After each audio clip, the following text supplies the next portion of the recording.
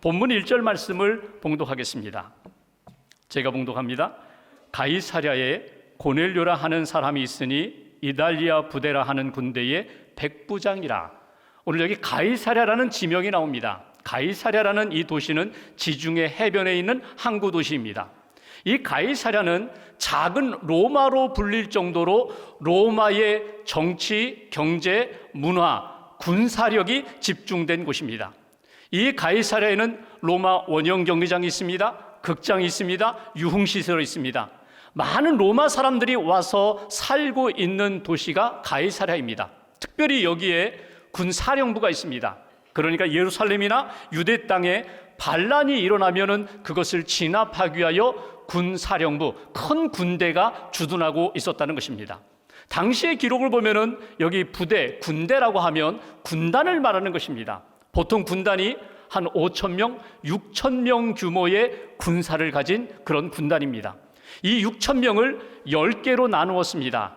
600명씩 10개의 부대가 있습니다. 그리고 이 600명을 다시 6개로 나누게 됩니다. 100명씩, 그리고 100명을 지휘하는 지휘관을 세우게 되는데 이 사람이 바로 백부장입니다. 그러니까 한 군단에는 60명의 백부장이 있는 것입니다. 그 60여 명의 백부장 가운데 하나님이 특별히 주목한 사람 한 사람이 있었는데 그 사람이 바로 고넬료라는 사람이라는 것입니다. 이 고넬료가 어떤 모습을 갖추었기에 하나님이 주목하고 기억하셨을까? 요절 2절 말씀을 보실까요? 2절 한 절을 함께 봉독합니다. 그가 경건하여 온 집안과 더불어 하나님을 경외하며 백성을 많이 구제하고 하나님께 항상 기도하더니. 그는 경건한 사람이었다. 그의 경건은 이러이러한 모습으로 나타났고 하나님이 그의 경건과 경건한 삶에 대하여 마음에 두셨다, 가슴에 간직하셨다, 기억하셨다. 이것이 오늘 본문의 내용입니다. 고넬료가 경건했다고 하는데 이 경건이라는 단어가 유세베이아라는 말이에요. 오늘 2절에도 나오고 그 집에 있는 하인, 종 중에 하나가 경건했다. 오늘 2절과 7절에 나오는 단어가 경건이라는 단어거든요. 이 유세베이라는 이 경건이라는 의미는 좋다, 선하다, 아름답다라는 말과 세베이아, 두렵다, 무섭다, 무겁다라는 말이 합해진 말이거든요. 하나님 앞에 있는 것이 두렵고 떨린다는 거예요. 하나님 앞에 있어서 무섭다는 거예요. 그러나 하나님 앞에 있는 것이 무섭고 두렵고 떨리지만 이게 너무너무 좋다는 거예요. 이것이 경건입니다. 오늘 이 고넬료가 하나님 앞에 경건한 사람이었다. 하나님을 알고 하나님을 믿고 하나님을 경외하는 사람이었다. 성경은 그렇게 말씀하고 있습니다. 2절 말씀 보실까요? 그의 경건이 온 집안과 더불어 하나님을 경외하는 모습으로 나타났다. 그러니까 오늘 고넬료가 하나님의 기쁨이 되고 하나님의 가슴 속에 기억으로 남았던 신앙의 모습은 그가 하나님을 경외했기 때문에, 경건한 신앙의 모습이 있었기 때문에 하나님이 고넬료를 귀히 여기셨다는 거예요. 여기 경외한다라는 이 표현은 공경하고 사랑하고 또는 두렵고 무서워하는 것, 이게 경외거든요.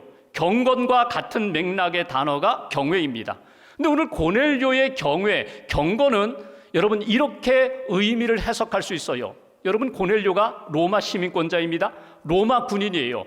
로마 사람들은 아시는 것처럼 다신론을 믿고 사는 사람들이에요.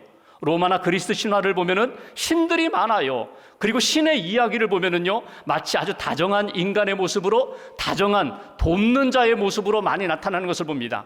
그런 문화 속에서, 그런 종교관 속에서 살아온 사람이 고넬료예요.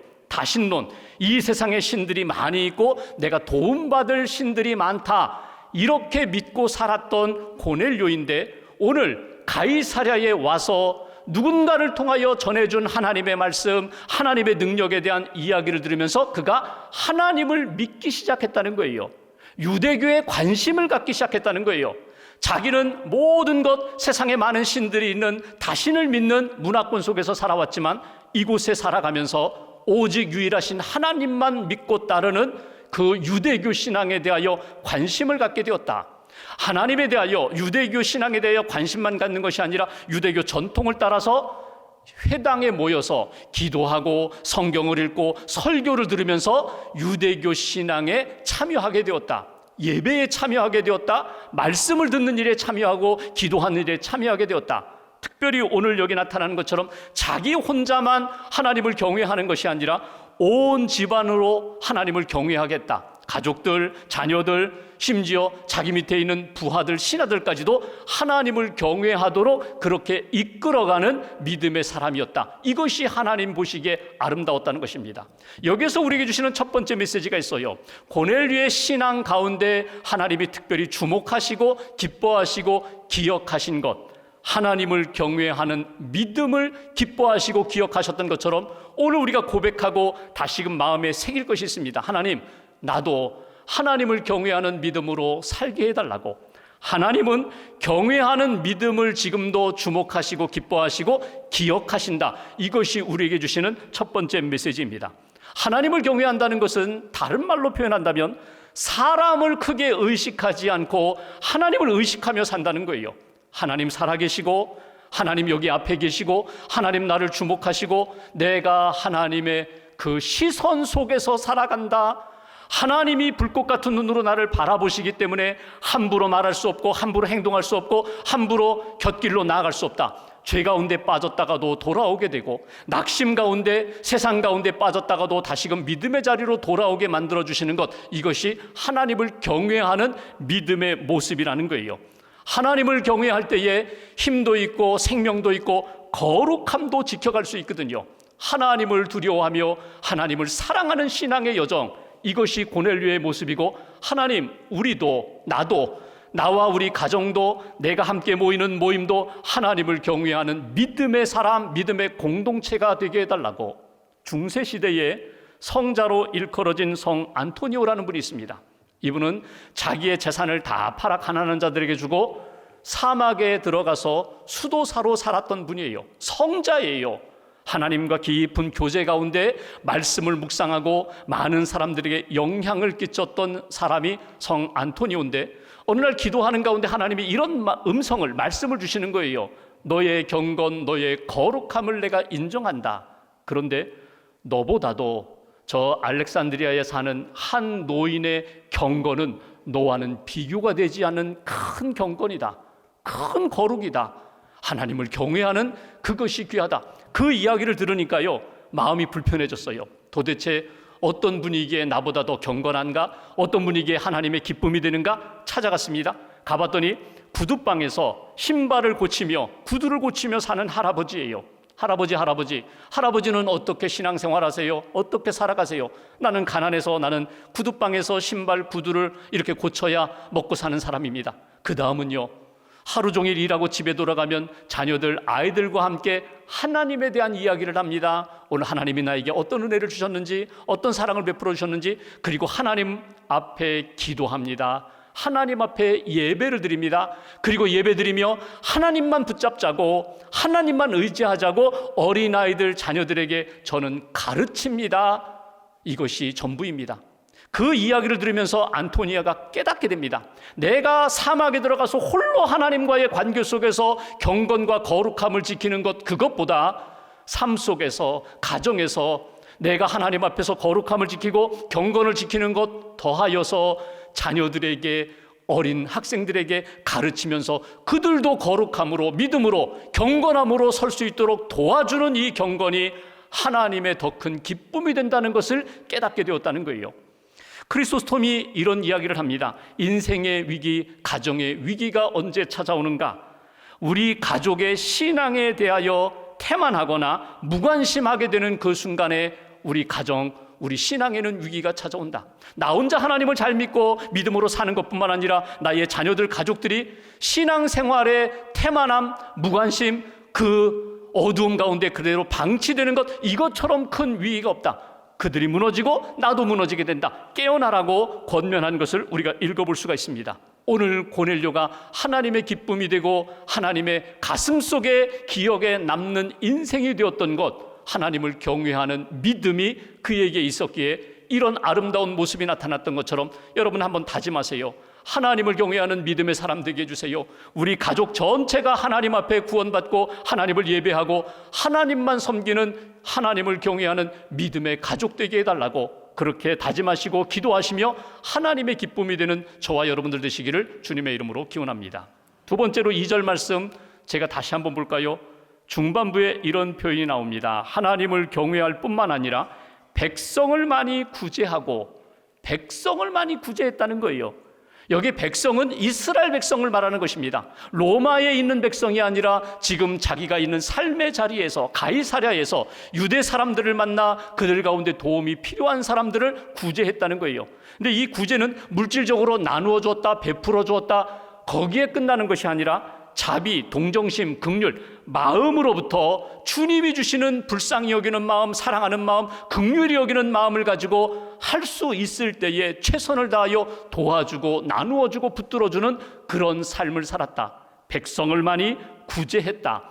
그러니까 위로는 하나님을 향하여 경건한 믿음, 그리고 옆으로는 이웃을 향하여, 내가 만나는 사람들, 백성들을 향하여 기꺼이 나누어주는, 구제하는 그 사랑이 오늘 고넬료의 신앙의 모습이었다는 거예요.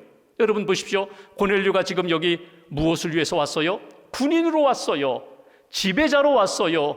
통치자로 왔어요. 군림하면서 그들 혹시라도 잘못되지 않을까 그렇게 다스리는 자리에 있는데, 오히려 그는 그렇게 군림하면서 착취하면서 이득을 얻는 것보다 내가 베풀 것은 무엇일까? 세워줄 것은 무엇일까? 도와줄 것은 무엇일까? 여기에 더 마음과 관심을 두었다는 거예요. 그래서 4절에 이렇게 표현합니다. 하나님이 이 고넬료의 구제를 기억하셨다.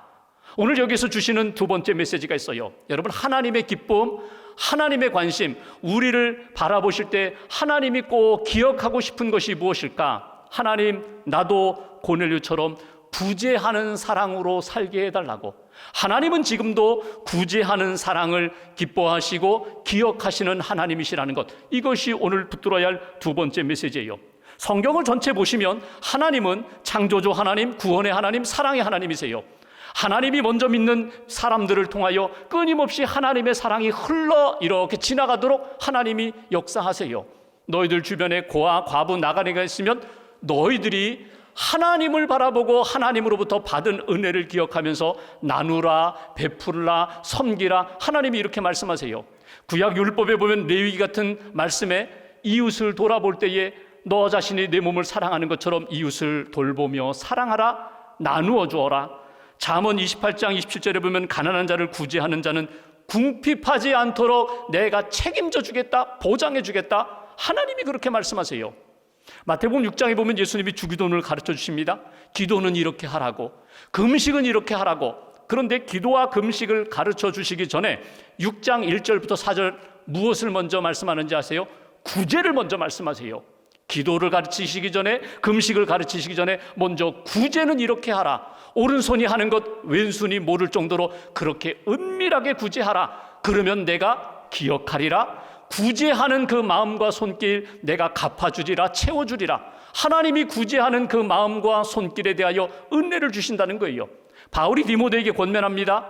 네가 목회할 때 이렇게 하라. 그러면서 디모데전서 6장에 보면은 선을 행하고 나누어 주기를 좋아해라. 좋아하는 것, 네가 기뻐해야 될 것이 무엇이냐면 받는 것에만 기뻐하지 말고 나누어 주는 것, 베풀어 주는 것, 여기에 더 마음과 관심을 둘 때에 하나님의 기쁨이 나타나게 되리라. 여러분, 구제는 누가 할까요? 돈이 많은 사람? 마음이 넉넉한 사람? 근본적으로 계산해 본다면요, 여러분, 구제는 하나님의 은혜를 깨달은 사람, 하나님을 진정으로 믿고 하나님이 내 인생의 모든 것이 됩니다. 구원자가 되십니다. 하나님을 신실하게 믿는 사람, 그리고 내게 주신 것, 그 은혜를 따라 나누어 줄 수 있는 사랑의 영성으로 찬 사람이 구제할 수 있어요.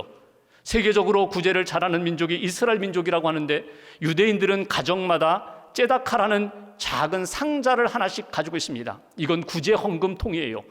구제 헌금 주머니예요. 그러니까 집에 들어가고 나올 때마다, 용돈이 생길 때마다, 무엇인가 좀 얻었을 때마다 하나님 앞에 드릴 헌금이 있고, 째다카, 내가 이건 전적으로 하나님이 만나게 해주시는 사람들 가운데 내가 도와주어야 할 구제 헌금입니다. 거기에다가 헌금하면서, 돈을 넣으면서 자녀들에게 가르칩니다. 그리고 자녀들로 하여금 하나님을 섬기는 사람, 은혜 받은 사람은 이렇게 살아야 된다고, 구제하며 살아야 된다고 그렇게 교훈했다는 거예요. 여러분, 이스라엘 전통을 보면은 구제가 점점 성장하고 성숙해지도록 그렇게 랍비를 통하여 가르치고 자녀들에게 양육했어요. 예를 들면 이런 것입니다. 처음에 구제할 때는요, 억지로 합니다. 의무로 합니다. 기쁨이 없이 그냥 이렇게 사명으로 구제를 해요. 그러다가 성장하고 성숙해지면은요, 구제하는 기쁨을 누리면서 구제를 해요. 처음에 구제할 때는요, 내가 당신에게 주었습니다. 나는 당신에게 받았습니다. 주는 사람이나 받는 사람이 누구인지 서로 알아요. 그런데 이것이 성장하고 성숙해지면은요, 구제받는 사람이 내가 누구에게 구제받는지 모르게 그렇게 구제를 한다는 거예요. 오른손이 모르게 왼손이 하는 것처럼 내가 구제를 하는데 구제받는 사람이 누가 나를 도와줬는지 모를 정도로 그렇게 은밀히 구제합니다. 더 성숙해지면은요, 아예 주는 사람도 누구에게 주는지 모를 정도로 회당에 맡기고 성전에 맡기고 기관에 맡겨서 그렇게 구제하게 한다는 거예요. 이건 전적으로 하나님이 나를 통하여 당신에게 전달하는 겁니다. 당신에게 주신 것 하나님으로부터 당신이 받은 겁니다. 하나님의 은혜만 기억하며 주고받도록 그렇게 역사한다는 거예요. 가장 높은 구제의 단계는 뭔지 아세요? 늘 구제받던 자리에서 벗어나도록 도와주는 거예요. 구제하고 다음에 또 구제받고 그런 모습이 아니라 구제의 자리에서 받는 자리에서 떠나서 이제는 일자리도 얻고 도움을 받고 이제는 도와줄 수 있는 그런 자리로다가 나아갈 수 있도록 도와주는 것이 가장 성숙한 구제의 모습이다. 여러분 어떠세요? 여러분 어떻게 구제하고 있으세요? 하나님 앞에 믿음으로 헌금도 하고 헌신도 하는데 나와 만나는 사람들 가운데 내가 구제해야 할 때에 여러분 주신 은혜와 감동을 따라 여러분 구제하고 계세요? 구제하도록 여러분 준비하고 계세요? 내 소득의 10분의 1, 100분의 1, 아니 1000분의 1이라도 내가 구별하여 하나님의 은혜를 흘려보낼 수 있는 인생, 이것이 하나님이 기억하시는 복된 인생이라고. 한 가지만 더 볼까요? 2절 중반부, 후반부를 보십시오. 이런 표현이 있습니다. 그가 백성을 많이 구제할 뿐만 아니라 하나님께 항상 기도하더니, 항상 기도했다는 것은 무엇입니까? 어떤 상황에서든지 그는 기도했다는 거예요.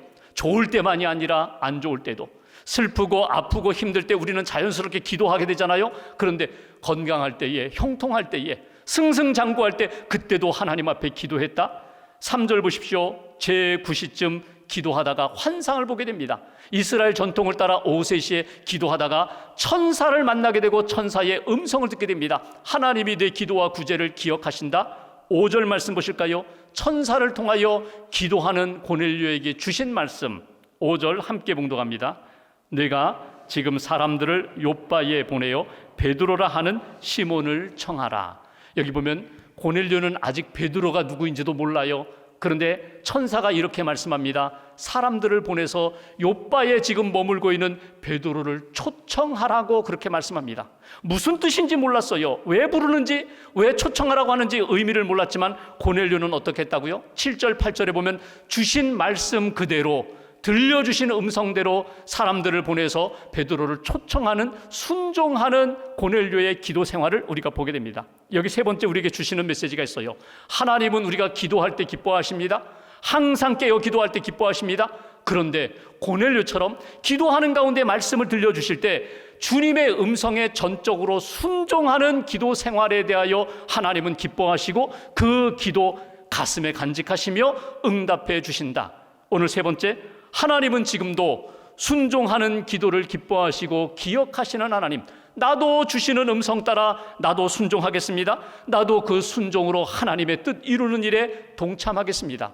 여러분, 그렇다면 왜 베드로를 부르라고 말씀하셨을까? 우리가 나중에 사도행전을 읽어보면요, 지금까지 고넬료는 경건한 사람이었고 하나님 앞에 믿음도 있었고 구제도 했었지만 예수님을 몰랐어요. 예수님의 십자가의 복음을 듣지 못했어요. 여러분, 예수 그리스도의 십자가의 복음, 부활의 복음을 들어야 참 구원과 생명의 역사가 나타나는데 아직 고넬료는 그 은혜를 받지 못했기에 하나님이 예수의 복음을 듣도록 오늘 베드로를 초청하라고 말씀 주신 것을 우리가 읽어볼 수가 있습니다. 그러니까 유대교적인 경건에서 이제는 예수 그리스도의 복음의 경건으로 십자가의 복음을 만나도록 하나님께서 인도해 가시는 역사를 우리가 만나게 됩니다. 여러분, 분명히 정리해야 할 것이 있어요. 아무리 구제하고 선을 행하고 종교 생활을 한다 할지라도 예수님을 만나지 못하면, 예수님의 복음을 듣지 못하면, 예수님을 믿지 않으면 결코 구원의 역사가 일어나지 않는다. 나중에 여러분 읽어보시면 고넬료가 베드로를 통하여 십자가의 복음을 듣고 믿음을 고백하고 세례받고 구원받는 역사를 우리가 만나게 됩니다. 오늘 우리가 하나님 앞에 기도할 때마다 하나님이 들려주시는 역사가 있어요. 하나님이 보여주시는 역사가 있어요. 나는 기도하며 볼 거야. 나는 기도하며 만질 거야. 나는 기도하며 받을 거야. 나는 기도하면서 들을 거야. 내가 아무리 의지적으로 노력해도 하나님이 보여주셔야 보는 거고 들려주셔야 듣는 거예요. 그런데 분명한 것은 믿음으로 기도하면, 사모함으로 기도하면 하나님이 보여주시고 들려주시는 역사가 있다. 그 말씀 붙잡고 믿음으로 순종하며 나아가라. 하나님의 뜻 앞에서 믿음으로 순종하며 하나님이 기뻐하시는 믿음의 기도자가 되라고 소통 전문가로 알려진 김창옥이라는 분이 있습니다. 여러분 방송에서 또는 인터넷 유튜브를 통해서 여러분 한 번쯤 들어보시고 보셨을 거예요. 이분이 강연을 참 잘해요. 재미있게도 하고 또 의미를 깨닫게도 하고 깊이도 있어요. 이분이 크리스찬입니다. 이분이 새롭게 하소서라는 크리스찬 방송에 출연해서 자기 간증을 한번 한 적이 있어요. 내가 어떻게 예수를 믿게 되었는지, 내가 어떻게 이렇게 강연을 하게 되었는지, 뭐 그런 간증을 하는 중에 자기 대학교 시절의 이야기 하나를 합니다. 그가 군대 다녀와서 늦게 음악대학을 갔거든요. 성악을 전공했어요. 한 번은 교수님 앞에서 레슨을 받는데 아주 뭐 힘이 있게, 아주 힘이 쫙 들어가서 목에 힘을 주고 노래를 막 부르는데 갑자기 멈추라고 하더니 이 교수님이 커튼을 열고 아무개야, 창호가 가을이 보이니? 가을이 보이니? 이런 질문을 하시는 거예요. 그래서 이 김창옥 학생이 교수님 무슨 말인지 모르겠습니다. 그랬더니 다시금 이렇게 말씀하세요. 나가라. 나가서 가을을 좀 보고 와라. 음악은 보여주는 것이 아니라 음악은 보여지는 거야. 노래는 들려주는 것이 아니라 노래는 들려지는 거야. 내가 음악과 노래와 좋은 관계를 맺으면 자연스럽게 들려지고 보여지는 거야. 내가 자꾸 노래를 아주 힘있게 한다고 해서 내 몸에, 내 목에 힘이 들어가서 보여주려고 하고 들려주려고 하니까 노래가 안 되는 거야. 음악이 안 되는 거야. 나가라. 나가서 가을을 한번 느껴봐. 가을을 좀 바라보고 와. 가을이 보여주고 가을이 들려주는 것을 품고 노래를 좀 한번 해봐. 그 당시에는 이해가 안 됐다는 거예요. 이제 1년 정도 지나서 그 이야기가 의미로 이렇게 깨달음이 왔다. 여러분 이것을 신앙적으로 바꿔볼까요? 여러분 기도합니다. 예배합니다. 주님을 바라봅니다. 여러분 주님이 보이십니까? 여러분 주님의 음성이 들리십니까? 주님의 사랑이 느껴지십니까? 힘을 빼면 보입니다. 힘을 빼면 들립니다. 힘을 빼면 주님의 사랑이 내 안에 들어오셔서 나를 사로잡아 주시는 것을 느낄 수가 있어요. 내 힘으로 내가 모든 것 완성하겠다고 하니까 들려지지 않고 보여지지 않고 느껴지지 않는 거예요. 주님께 힘을 빼고 맡기세요. 주님께 맡기시면 주님이 나를 붙들어 주시고 보여주시고 들려주시고 느끼게 해주시고 채워주시는 역사. 여러분 다 잊어도 좋아요. 인생을 살아오면서 잘했던 것, 못했던 것, 승리했던 것, 실패했던 것 다 잊어버려도 좋아요. 딱 한 가지만 기억하시면 됩니다. 하나님 살아계시다. 하나님 지금 나와 함께 하신다. 내 모든 것을 아신다. 하나님 나를 기억하신다. 나를 붙들어 주신다. 하나님이 함께 하심을 마음속에 간직하시고 이번 한 주간 동안도 그 주님과 함께 보여주시는 대로, 들려주시는 대로 느끼고 감사하면서 평안과 기쁨으로 하나님 앞에서 살아가는 저와 여러분 되시기를 주님의 이름으로 기원합니다. 기도하겠습니다.